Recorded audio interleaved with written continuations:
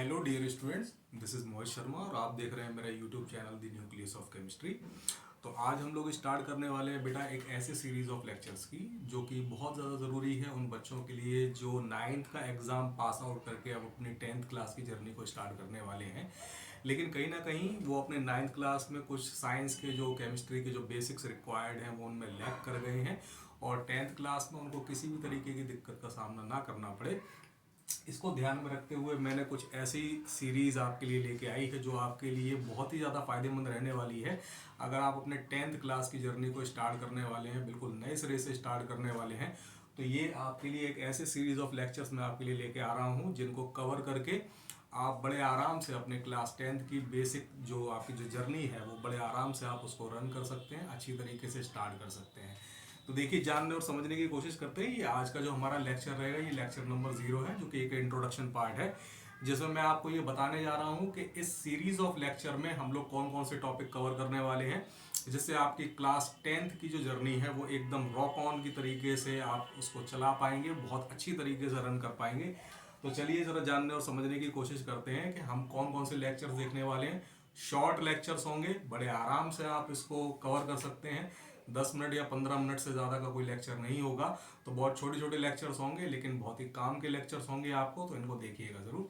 चलिए जानने की कोशिश करते हैं। तो देखिए बेटा, सबसे पहले नंबर पे जो हमारा लेक्चर 1 होगा, डेली आपके लिए एक लेक्चर अपलोड किया जाएगा। तो फर्स्ट डे वाले दिन जो लेक्चर 1 होगा हमारा, उसमें हम लोग जानने और समझने की कोशिश करेंगे कि मैटर क्या होते हैं और उनका क्लासिफिकेशन क्या है, मैटर को किस तरीके से क्लासीफाई किया गया है, ये हमारे लिए बहुत ज़रूरी है जानना। लेक्चर नंबर 2 जो कि डे 2 पर आपके लिए अपलोड किया जाएगा, इसमें हम लोग समझेंगे कि मैटर के जो कॉन्स्टिट्यूएंट्स है, मैटर बना किनसे होता है। तो एटम्स क्या होते हैं, मॉलिक्यूल्स क्या होते हैं, आयंस क्या होते हैं, इनके बारे में हम लोग जानने और समझने की कोशिश करेंगे। फिर हम लोग बात करते हैं बेटा लेक्चर नंबर 3 की, जो कि डे 3 पे आपके लिए अपलोड किया जाएगा। इसमें मैं आपको बताऊंगा कि एटॉमिक नंबर क्या होता है, एटॉमिक मास क्या होता है, और जो हमारे एलिमेंट्स होते हैं उनको किस तरीके से सिंबॉलिकली रिप्रेजेंट किया जाता है, ये हम लोग जानने और समझने की कोशिश करेंगे अपने डे 3, जिसमें लेक्चर 3 में मैं आपको ये सब कुछ समझाऊंगा। लेक्चर 4 जो कि डे 4 पे आपके लिए अपलोड किया जाएगा, इसमें हम लोग ये जानने की कोशिश करेंगे, मैं आपको वो ट्रिक बताऊंगा जिससे आपको फर्स्ट 20 एलिमेंट जिनके सिंबॉलिक रिप्रेजेंटेशन भी आपको अच्छी तरीके से पता होने चाहिए, एटॉमिक नंबर और एटॉमिक मास भी बहुत अच्छी तरीके से पता होना चाहिए। तो मैं आपको वो ट्रिक बताऊंगा जिससे आप फर्स्ट 20 एलिमेंट्स को बड़े आराम से आप लर्न कर सकते हैं। वो ट्रिक मैं आपको समझाऊंगा लेक्चर नंबर 4 पे। अब बेटा हम लोग बात करते हैं लेक्चर नंबर 5 की अपनी। तो लेक्चर नंबर 5 बेहद इंपॉर्टेंट है आपके लिए, क्योंकि इसमें मैं आपको बताऊंगा जो आपके फर्स्ट 20 एलिमेंट्स हैं उनके इलेक्ट्रॉनिक कॉन्फ़िगरेशन के बारे में। अब ये इलेक्ट्रॉनिक कॉन्फ़िगरेशन क्यों ज़रूरी है आपके लिए समझना, ये इसलिए ज़रूरी है क्योंकि जो अगला टॉपिक आ रहा है आपके लिए, जो कि लेक्चर 6 में आपको बताऊंगा कि वैलेंसी क्या होती है, वैलेंसी को कैलकुलेट कैसे करते हैं, वैलेंस इलेक्ट्रॉन्स क्या होते हैं।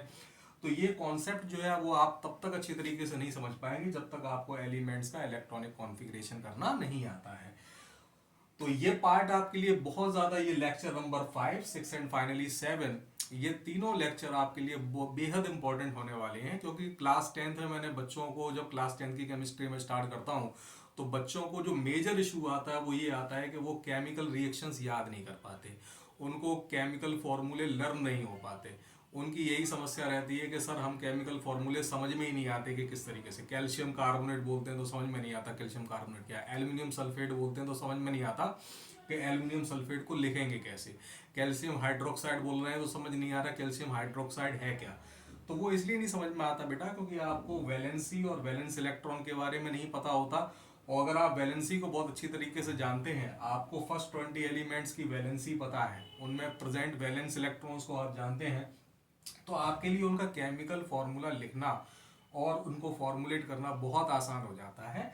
आप क्रॉस मल्टीप्लिकेशन मेथड से, जो कि आपको क्लास 9th में पढ़ाया गया होगा, with the help of cross multiplication method आप बड़े आराम से, आप वैलेंसी की अगर आपको जानकारी है तो क्रॉस मल्टीप्लिकेशन मेथड से आप किसी भी केमिकल फॉर्मूले को डिराइव कर सकते हो जो कि आपकी क्लास की 10th की केमिस्ट्री के लिए रिक्वायर्ड है। तो ये हमारे पास सीरीज ऑफ लेक्चर्स रहेंगे। लेक्चर नंबर 5 में मैं आपको बताऊंगा इलेक्ट्रॉनिक कॉन्फ़िगरेशन के बारे में, किस तरीके से, कितने आसान तरीके से आप फर्स्ट 20 एलिमेंट्स का इलेक्ट्रॉनिक कॉन्फ़िगरेशन कर सकते हैं। लेक्चर नंबर 6 में मैं आपको बताऊंगा वैलेंसी क्या है, वैलेंस इलेक्ट्रॉन क्या है, इनको कैलकुलेट कैसे करते हैं। बहुत आसान तरीके से, बहुत आसान भाषा में आपको समझाने की कोशिश करूंगा।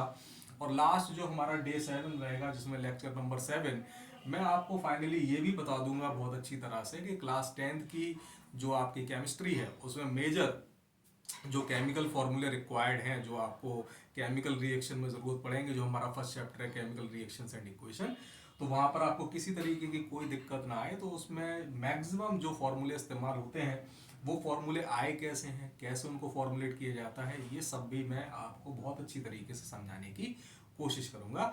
तो मैं होप करता हूँ कि आप इस सीरीज़ को पूरा सपोर्ट देंगे, और मैं ये आपके लिए जो सीरीज़ लेके आ रहा हूँ, मैं आशा करता हूँ, मुझे पूरी उम्मीद है कि ये जो मेरा प्रयास है ये आपको अच्छा लगेगा, आपको पसंद आएगा। बहुत बहुत धन्यवाद।